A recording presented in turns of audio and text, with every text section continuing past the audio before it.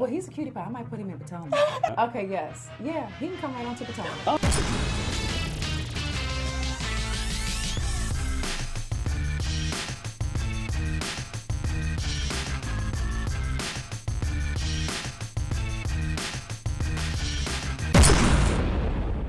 Alright, what's up guys? It's your boy Richie Sky and we are back with another video. Thank you so much for tuning into the channel and thank you for subscribing. And for those of you who have not subscribed, please go ahead and do so and hit the notification button because you don't want to miss a single drip drop of the news that we're bringing to you guys on a day-to-day basis. Now today, we've got a couple of items that we've got to talk about. We're going to be talking about some Real Housewives of Atlanta. We've got some information on Porsha and a potential contract dispute. And did Wendy Williams shade Kandi Burruss and her dungeon show? Also, we have another cast member who may just be pregnant. That's the rumor on the street.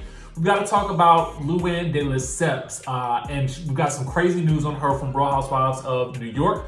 We've got some Real Housewives of New Jersey news as well as some Real Housewives of OC news. And then at the end of all of this, we got to talk basketball wives because I got some information for y'all and you don't want to miss this. So let's go ahead and get into all of the news that we got to talk about today.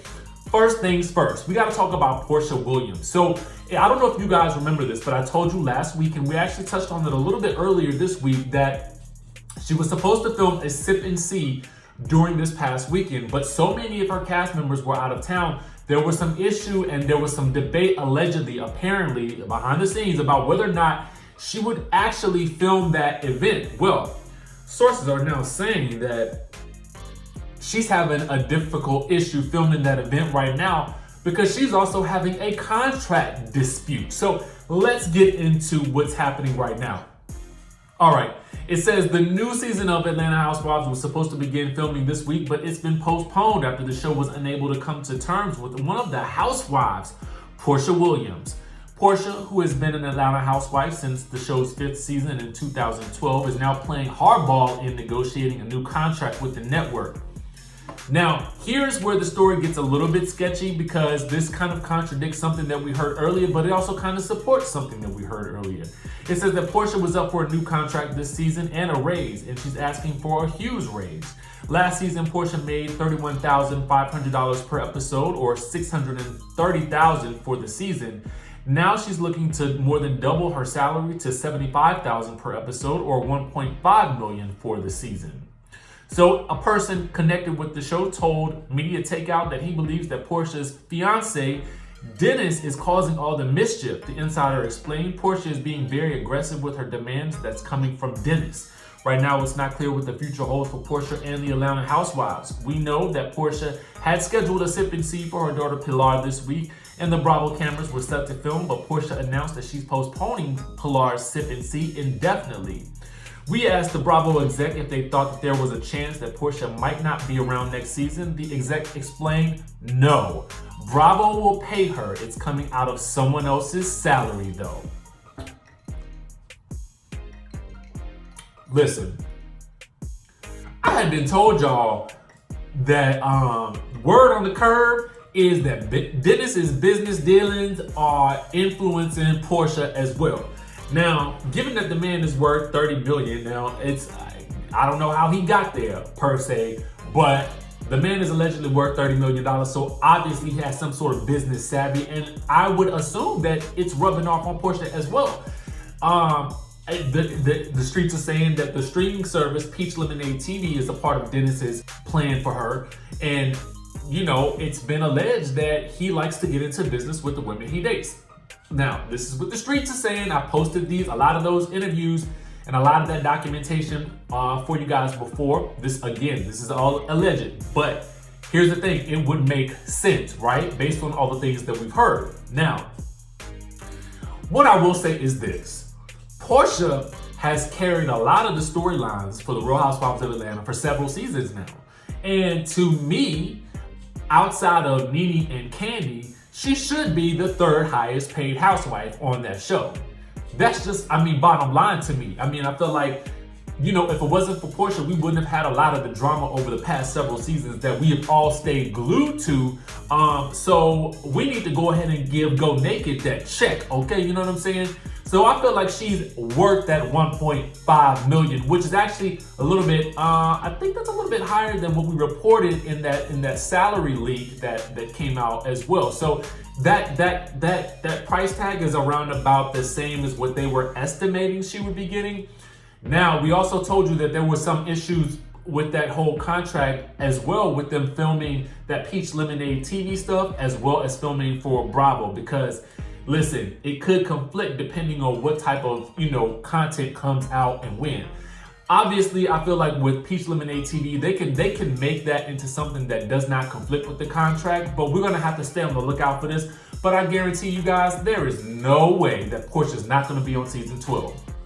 Let's move on to Kandi, because I've been waiting. And listen, if y'all have been to this dungeon show, because I want to go, can somebody send me a message, comment below, and we can actually bring you on this show, and I want to hear what your thoughts were about it. Give us a live review, so to speak, because I want to know what's going on, especially if you was at that New York show, which is what we got to talk about now, because Wendy Williams, I don't know how I missed this earlier this week, but apparently she went to the show and she basically shaded Kandi on TV by saying that Kandi was too good for this. And if you don't believe me, take a listen to this. Ready? Kandi was in town with her sex dungeon show.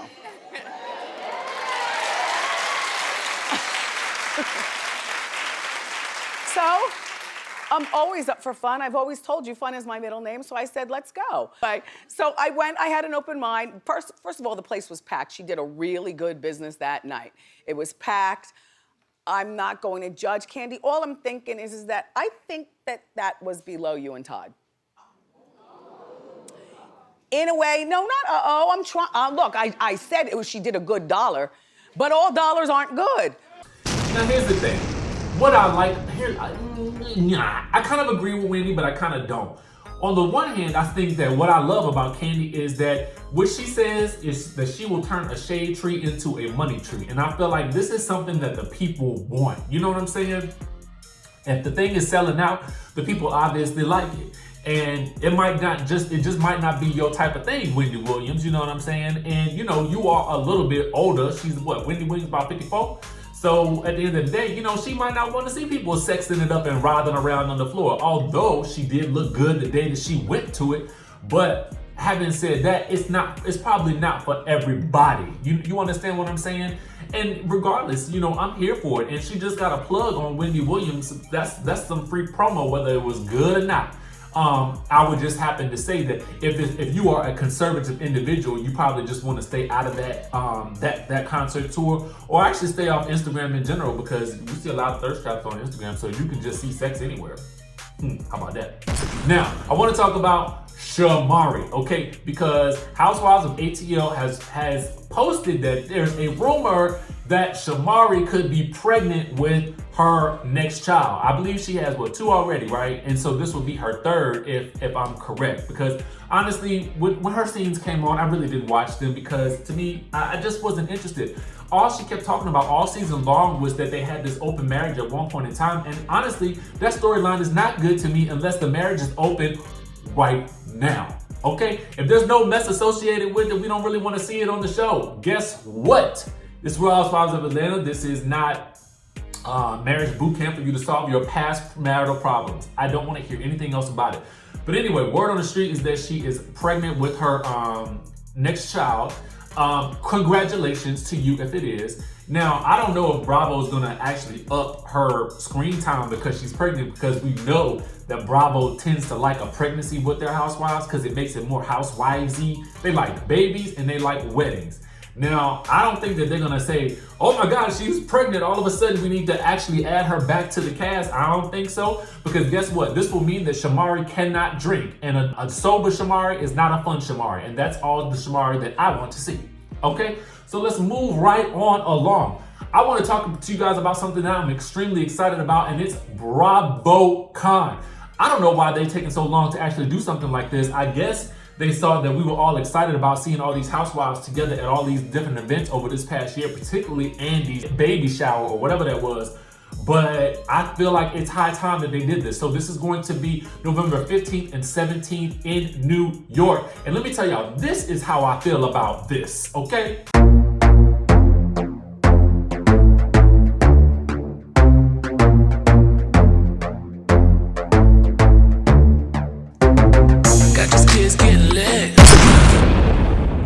That's my entire mood right now. That's exactly how I'm feeling.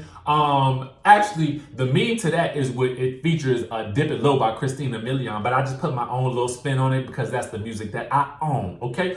But that was Camille Grammer from Real Housewives of Beverly Hills dancing in excitement, you know what I'm saying? Because listen, BravoCon is going to be super exciting. I want to see all my Bravo friends there because guess what? I'm trying to go, okay? You know what I'm saying?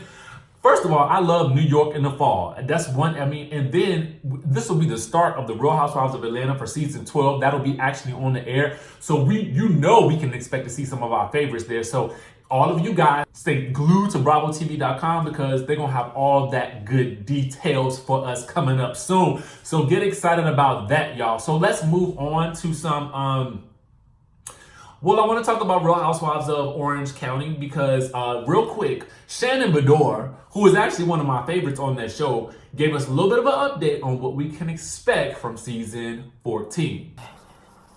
One more thing. This is my 6th season of filming on the show, and I have to say that season 14 rocks.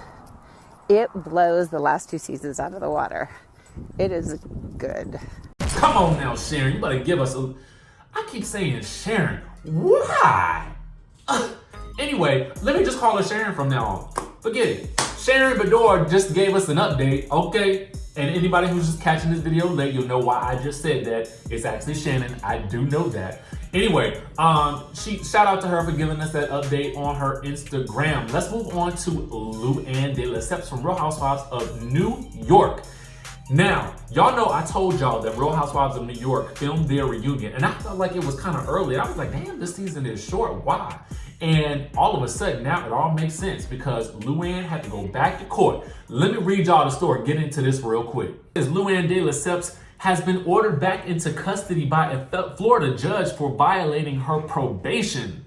The Real Housewives of New York City star was in court where she learned the fate of her probation violations, which included consuming alcohol and failing to attend AA meetings. The news comes just days after LuAnn asked the Palm Beach County judge to turn over any evidence against her, including evidence that claimed she failed a drug test. It was back in April of this year that LuAnn's probation officer filed a report stating LuAnn had failed her sobriety test that month and admitted to them that she had consumed 2 mimosas after a performance in Chicago. According to CBS 12, the judge today argued that LuAnn obviously wasn't taking her probation seriously, which led to his decision. If you recall, at the time of the failed alcohol test, her probation officer offered her 2 options: return to rehab for 30 days or wear an ankle bracelet to help her get back on track.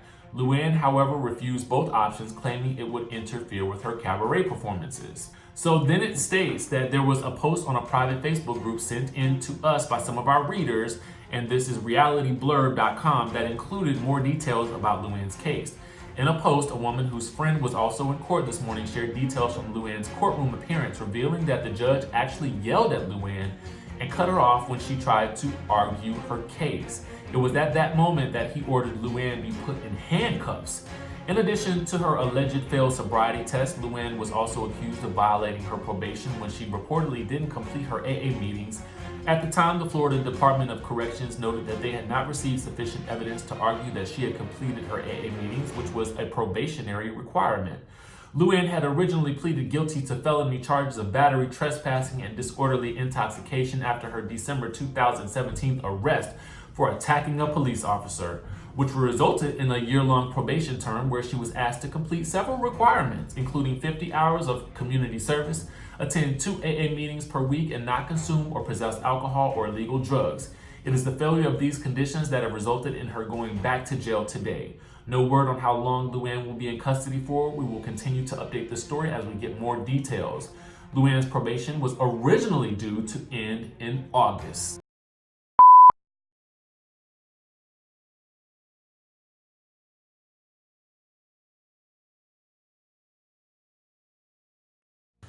Damn, LuAnn, damn! We were all rooting for you. We were rooting for you. You know what I'm saying? At the end of the day, here's the thing. Listen, this, and I hate to put it like this, but this is a white woman who beat up a police officer, okay? And all you got was a year of probation for being drunk and trying to enter a room that was not yours. At the end of the day, all you had one job, and that was just to refrain from using alcohol and drugs. You could have still been out on the streets doing your cabaret performance with an alcohol monitoring bracelet around your leg. At the end of the day, all you had to do was remain sober for a year. 1 year. 1 year. I guess alcohol is a drug and life is not a cabaret. Oh, you know what I'm saying? I don't know what to say about this whole situation, but I am very disappointed because there are certainly people out there who have committed similar crimes and gotten way more punishment. You know what I'm saying? And I feel like, as if you watch the season of Real Housewives of New York, she is really in her bag with this whole situation. And I'm kind of like, girl, you need to get it together. You know what I'm saying? And something told me, honestly, she was drinking and probably smoking and doing all kinds of other things while she was filming. But at the end of the day, for me, I'm like, you on a hit reality show. All you got to do is show up to work. You go out and do this cabaret, which you don't even really sing. You know what I'm saying? All you doing is wheezing and talking through your cigarette type performances. All you got to do is, and mind you, I want to go see it. But anyway, that's all you had to do, girl. That's all you had to do. I'm so irate right now. I'm so irate. I don't even know what else to say about this story. Apparently, Joe Giudice has been granted a reprieve and allowed to stay within the United States. So congratulations to him and Teresa Giudice from the Real Housewives of New Jersey. I'm sure this has to be a relief, at least temporarily, while everything is settled for the kids and for the family. So shout out to them. Now let's get into this Basketball Wives news because it's juicy. All right. For those Basketball Wives fans out there, season 8, we got a release date for y'all. And it is going to be, the first episode of season 8 is going to premiere on June 19th. That's a Wednesday, people. That is a Wednesday. I'm kind of happy about this date of the week because I feel like ain't nothing really on Wednesdays besides Real Housewives of New York. And that gives me time to actually watch the shows and then review it for y'all so I can actually post it on the YouTube without having to do so many shows all at one time. You know what I'm saying? And we definitely gonna be keeping up with that show. But I got a little bit of tea for y'all, so if you want to stick around and you want to know what's going to be happening this season, let's get into it. Oh, before we even get into all that, a lot of y'all were commenting about this whole Tammy and Evelyn situation, but Evelyn ain't the only person. But Tammy ain't the only person that Evelyn been feuding with. She's also apparently feuding with Jennifer Williams still, as evidenced by this right here. So listen, this season is about to be lit, but I'm gonna get into everything that's actually going on because that was posted on social media just a few days ago. Courtesy, thank you, the BBWT, for giving us all this good information. I always go to them, so y'all make sure y'all follow them too, because I like to support all of the people that as in love with these things as you and I are. You know what I'm saying? So let's just let me get into everything that's about to go on this current season. Okay, so it all reads and it goes down like this. Malaysia is struggling to rid her family of drama and hears an unsettling rumor about her personal life. Word on the curb is that there is some rumor about Malaysia's parenting, but I'm not really sure. But in my mind, I mean, I've never seen her be anything but a good parent in terms of what she posts and what we've seen on the show. So I don't really know, but we're gonna get into it when the season starts because we got an update on everybody. It says, meanwhile, Jackie Christie is preparing for her son to go off to college. With all this talk about Takari and Shanice and past, is it Shanice? What's the girl name? What her daughter's name is? I forgot. Anyway, the daughter that she liked, the one that was actually been on the show, you know what I'm saying? She been beefing with Takari over these past couple of years. I really hope they work that out because every mother and daughter relationship I feel like is so important, as they get older. But anyway, I digress. I didn't even know she had a son. Did y'all know she had a son? I'm like, where'd he come from? Did they just adopt a son? I don't know. Maybe they always had him and we just never seen him. Anyway, it says, so what can you expect from this season? Shawnee, shaken by her son's recent heart surgery, is ready to spread positivity and love to those around her, even her ex. So maybe Shawnee is, about to get back together with that ex that she was with for quite a while. All right, it says, while Evelyn learns that once she turns her mama bear instincts, she can't quite turn them off. I'm not quite sure what this means because I know that she was beefing with Jackie 2 seasons ago about what Jackie said about Shanice, but I'm like, has something else occurred? Like, what are we looking at here? And then it says Tammy, busier than ever, sees a shift in her relationships with her family and friends. So this should be interesting as well because I am low-key fascinated by Tammy's life. Like, I don't know, is she still doing Bonnet Chronicles? Because I haven't been on her social media like that. But, let me know down in the comments. Like, I want to see, for some reason, the behind the scenes of Tammy's life because for me, it feels somewhat exciting. Maybe it's just me. All right, and it says, and what about Jennifer? Did they leave her in Amsterdam? Y'all silly. Not quite, but she is ready to rekindle her friendships and try to make amends. So that should be interesting because I don't know how she gonna bounce back from them type of rumors, but it's reality TV and the shows work best when these ladies can get mad at each other and then rip each other up and then mix it back up together and make friends again. So I like all of that type of stuff. You know what I'm saying? Conflict and conflict resolution. Meanwhile, Drea is somewhere partying with Kylie Jenner,